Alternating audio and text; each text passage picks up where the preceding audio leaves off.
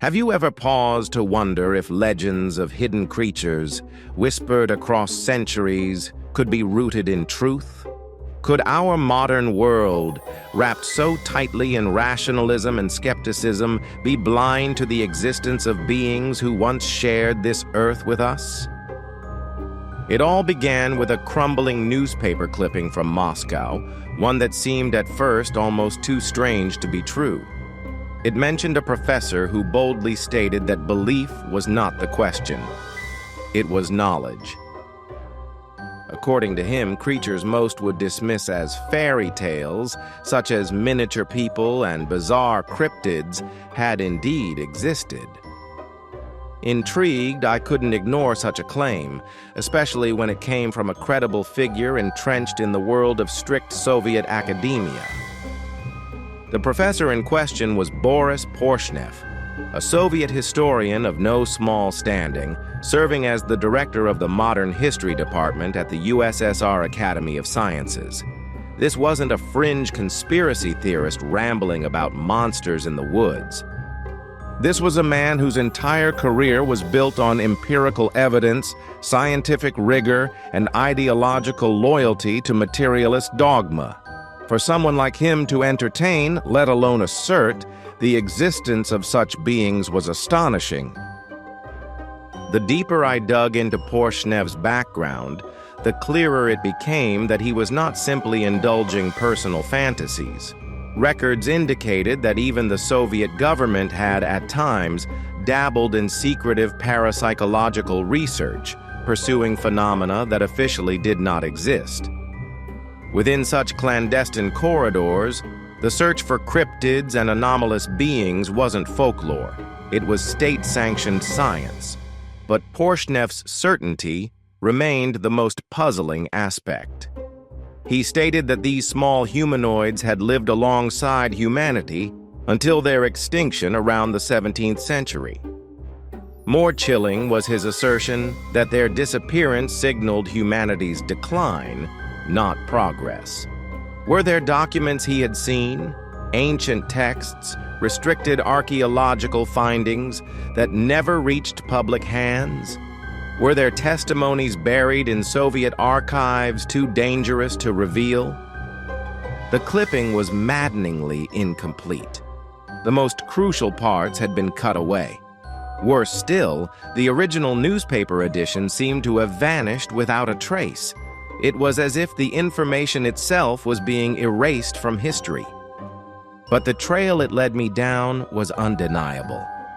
As I followed the fragments, a pattern began to emerge, one stitched across continents and cultures. The idea of small humanoid beings hiding at the edges of human perception was not unique to Russian folklore. It was, in fact, a global phenomenon. In Ireland, the AOC were said to live beneath the hills, only rarely interacting with the mortal world. In Japan, the Zashiki Warashi were childlike spirits inhabiting abandoned homes, bringing luck to those who respected them. The Guarani of South America spoke of the Pombero, a small forest dweller with the ability to vanish at will. In Africa, the Abatwa, tiny hunters no bigger than a finger, were known to appear only to pregnant women or children. Different names, different cultures, same story. The consistency was impossible to ignore. Could so many unrelated civilizations have invented the same fantasy independently? Or were they all remembering fragments of a deeper shared reality? John Hyatt's modern experience seemed to suggest the latter. Hyatt, a university professor and artist based in Britain, ventured into the Rosendale Valley of Lancashire with the simple intention of photographing fast-moving insects. Armed with his Nikon D40X, he captured hundreds of shots, eager to study the intricate details of creatures too swift for the naked eye. But when he enlarged the images, he found something wholly unexpected. Tiny humanoid figures with wings danced amidst the blades of grass and shafts of sunlight. Their forms were distinct, their features strangely human.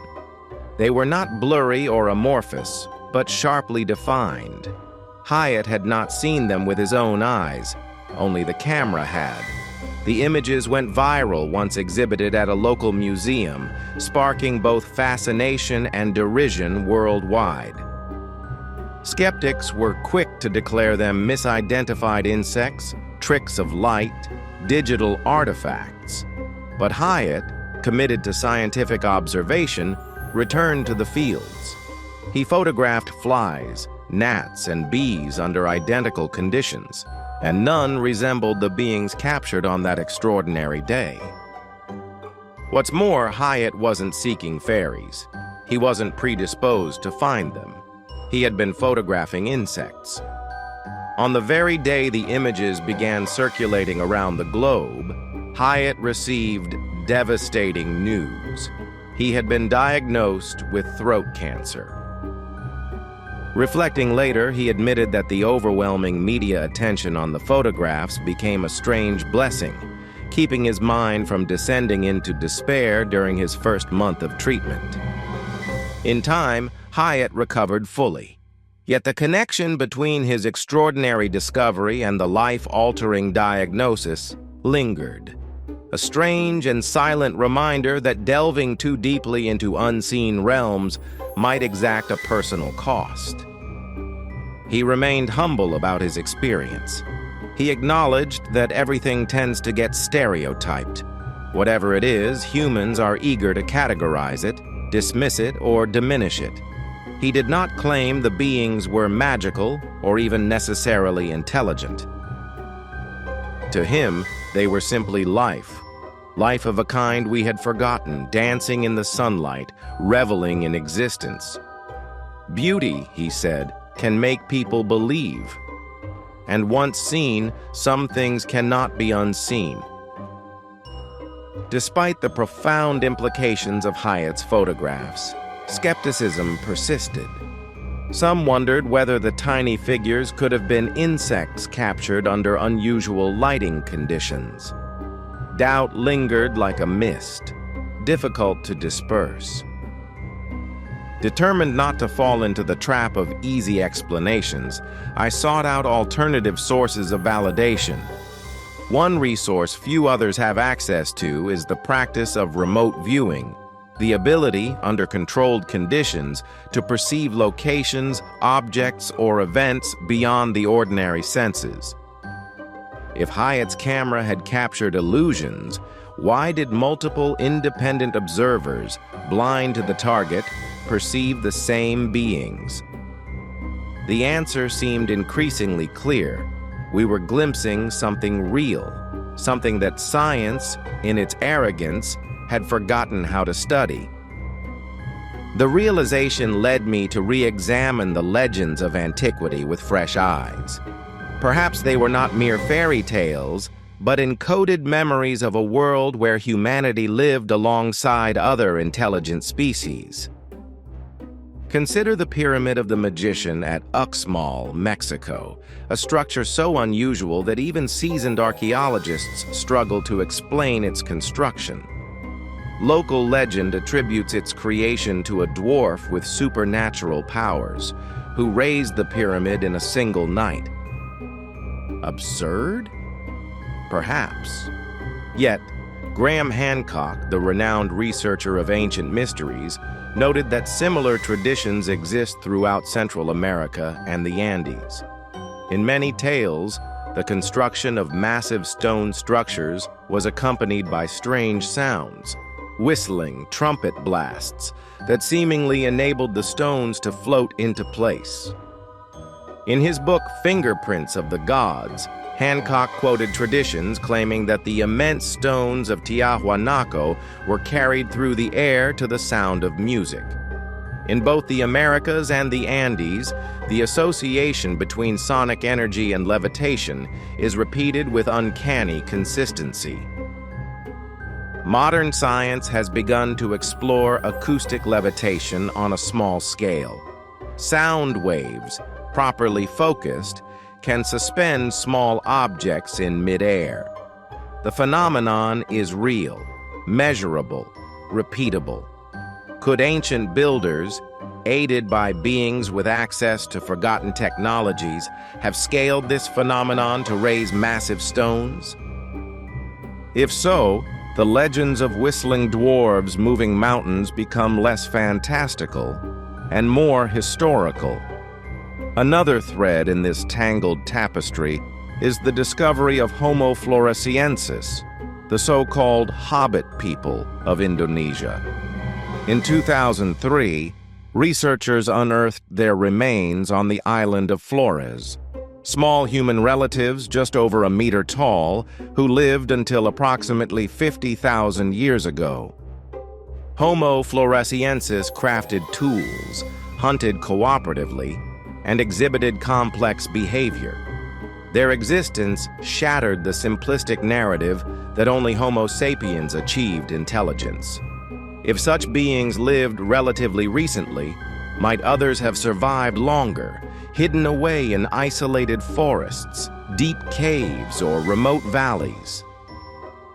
And if they did, how would modern science, conditioned to dismiss anomalies, even recognize their traces? The oldest artworks on Earth offer further hints. In the Chauvet and Lascaux caves of France, paintings over 15,000 years old depict not just animals, but humans, robed, booted, and observing the stars. One slab in particular portrays a configuration matching the Pleiades star cluster. These were not primitive daubings. They were sophisticated records, suggesting knowledge far beyond what textbooks attribute to Stone Age peoples. The BBC speculated that many ancient images were destroyed during excavations that leveled cave floors, obliterating evidence that could have reshaped our understanding of prehistory. What if among the lost paintings were depictions of beings different from ourselves, smaller perhaps, but just as intelligent? The assumption that prehistoric artists only recorded their own kind is perhaps the greatest error of all. Mining history, too, holds peculiar hints. In Eswatini, formerly known as Swaziland, archaeologists uncovered mining operations dating back an astonishing 41,000 years. Deep tunnels, strategically placed supports, and careful extraction methods suggest an advanced understanding of engineering principles far earlier than previously thought. Who were these miners?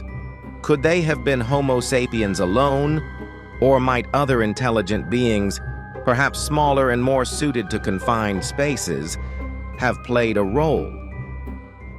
We assume that all ancient laborers were of today's human proportions, but nature demonstrates incredible diversity. Why not in ancient humanity as well? Such questions push the boundaries of accepted history, forcing us to reconsider what we believe we know about our distant past. Modern anomalies further blur the line between myth and reality. In the late 20th century, archaeologists opened a tomb from the Ming Dynasty in China, sealed for over 400 years, and found something no one could explain: a tiny ring-shaped watch with the word Swiss engraved inside. Frozen at precisely 10:06, the miniature timepiece was embedded in hardened mud. At the supposed time of burial, mechanical watches, let alone Swiss ones, should not have existed, especially not at such a minuscule scale. Explanations ranged from contamination to elaborate hoaxes, but none satisfied. If it was real, it defied both archaeology and history. One possibility, rarely considered, is that it was crafted for a being much smaller than modern humans, a trace of a culture that measured time in ways forgotten by the civilizations that followed. Legends from around the world speak not just of small beings, but of their immense influence. The Norse Dvergar were credited with forging the greatest treasures of the gods, Mjolnir, the hammer of Thor, among them. In Celtic mythology, the Tuatha De Danann, often associated with the fairy races, were described as master craftsmen, musicians, and warriors. These beings were not portrayed as mere curiosities. They were central to the cultural memory, remembered for their skill, wisdom, and sometimes their dangerous unpredictability.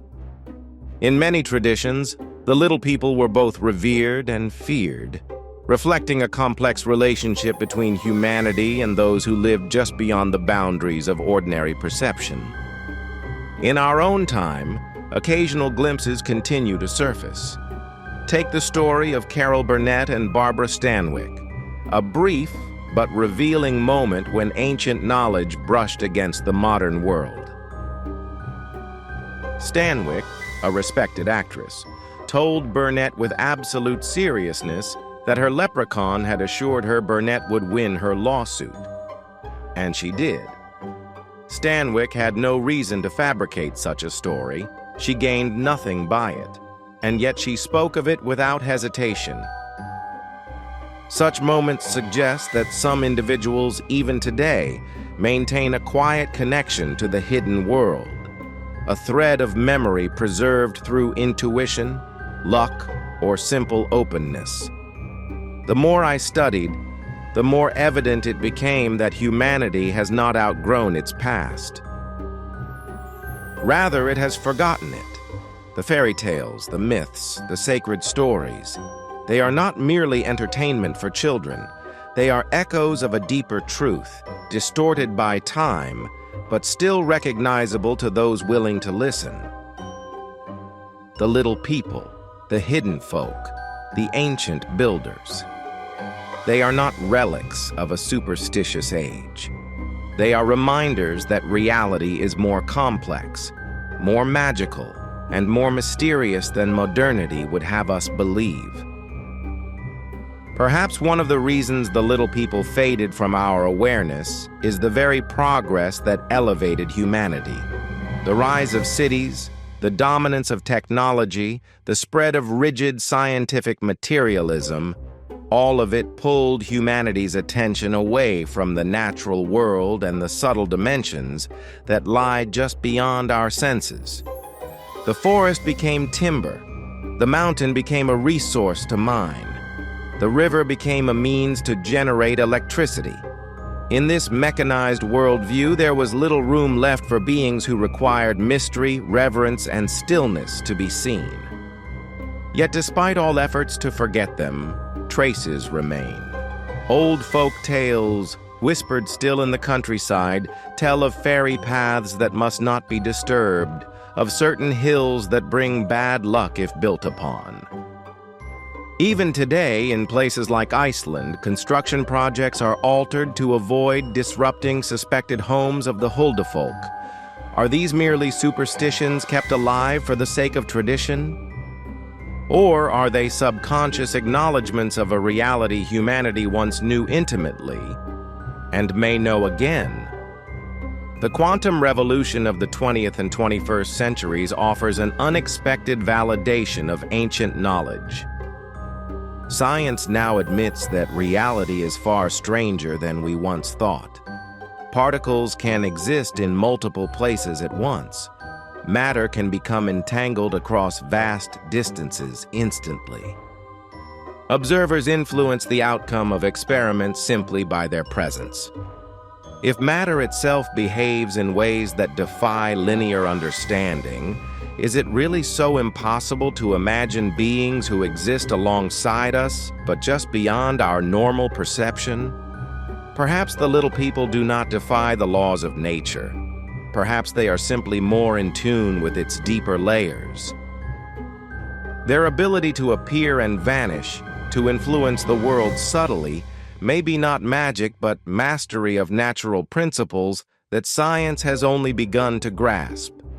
Even popular culture reflects these deeper truths.